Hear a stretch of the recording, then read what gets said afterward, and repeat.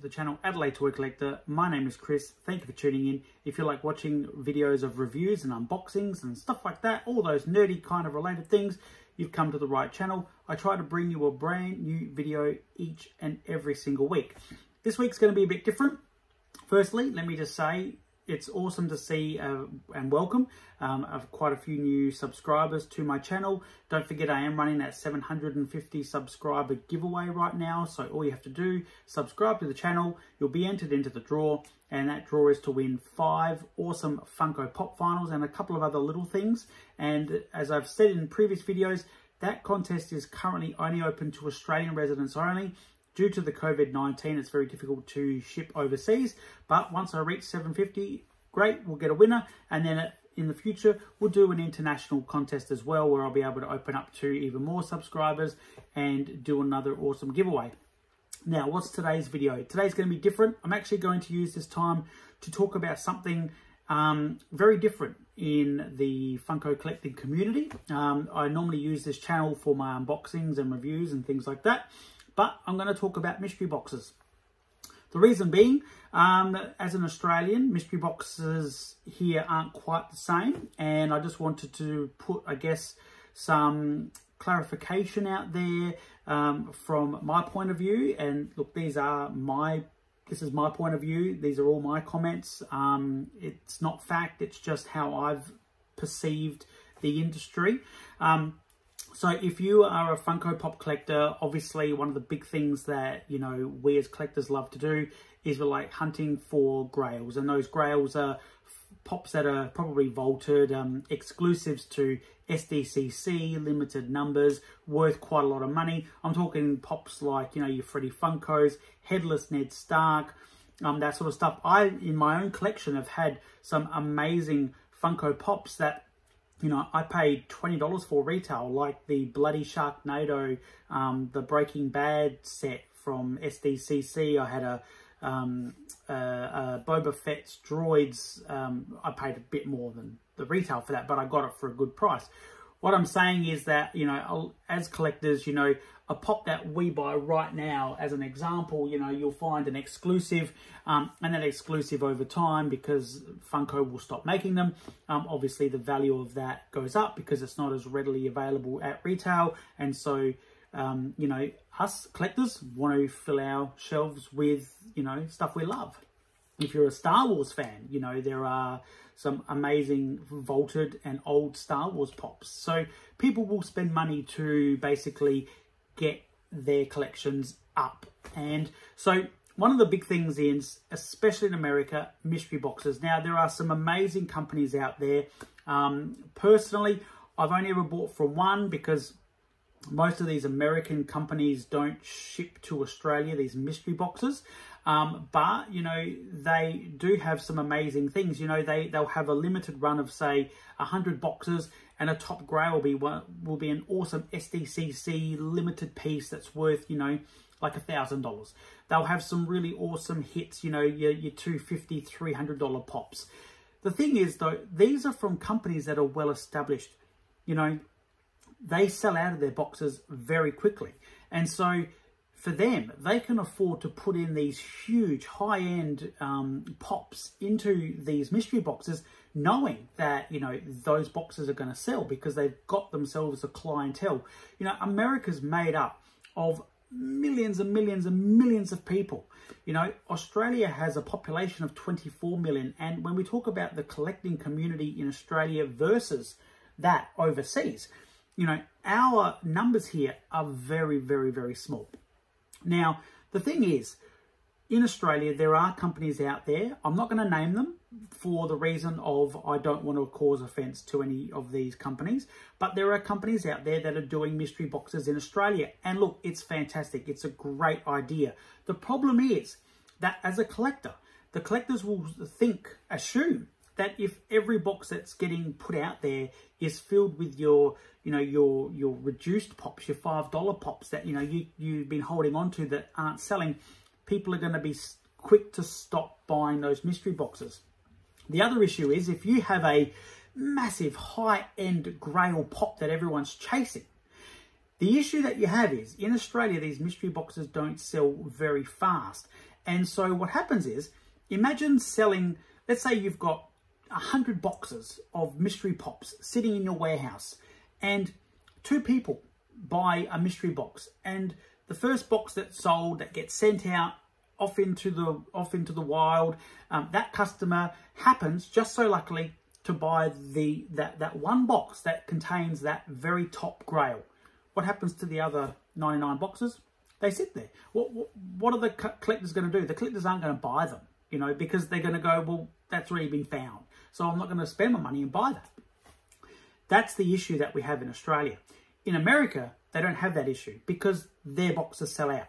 In Australia, we don't have the hype about mystery box buying, and so as a result, you know, companies struggle to sell them. So what happens is, and this is a piece of advice, I guess, is that if you're wanting to set up a mystery box type of thing in Australia, you're best off, instead of having this massive grail at the end, because my assumption would be that if you're a company and you've got a pop that's worth $500, $600, $700, $800, $1,000, you're not going to want that pop to be found early if you're not going to sell your boxes very quickly. So you probably would have an idea perhaps what box that pop would be in, and you'd hold on to it so that towards the end of the boxes being bought, you might then ship it out to somebody, because you want to encourage people to still buy those boxes from you and keep that hunt going. You don't want to hold on to those boxes that are just going to be sitting there if the grail was found early. So I guess my advice to any company wanting to do some sort of mystery box thing out there is, perhaps instead of putting out a massive, huge, expensive pop, why not do something like a couple of grails in the sense of some chases or some hard to get limited edition pieces that might be worth, you know, like $100 each. You know, something that if you do get the top grails early, and there's maybe 4 or 5 top grails, which could be a couple of really awesome chases and some of those limited pieces, that your sales will continue. Because now, again, personally, if I was going to buy a mystery box where there was a huge high-end grail available, and I know what the Australian market is like in the way of pop buying, I would be afraid to buy a mystery box, in the sense of, I would assume that, you know, if they're not selling out, that company's got to hold on to that one box and wait till the very end to send it out so they don't get stuck with all this stock. So yeah, look, as I said, it's just a piece of advice from me. I'm not here to tell anybody what to do because I don't own my own toy business.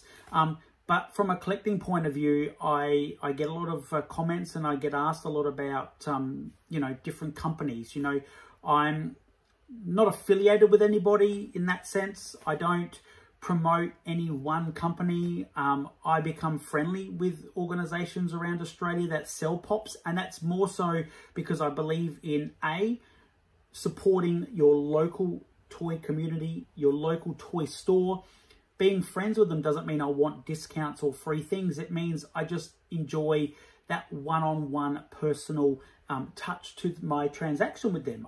As I said, you know, a lot of these stores that I support are you know, family run. You know, they're relying on customers like me to come in and buy these toys from them. It's what puts food on their tables, you know.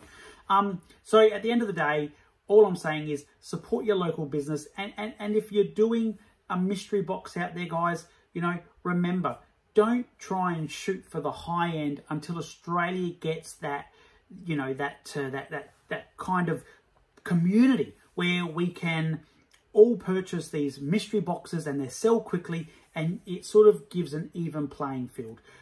For anyone who's a collector that's watching this video that's curious about mystery boxes, I just say be careful, you know, use caution. There are some wonderful companies that I support who do mystery boxes, and some of those mystery boxes are fantastic. They don't have the huge high-end pops that you're chasing, because for the very reason, they're not.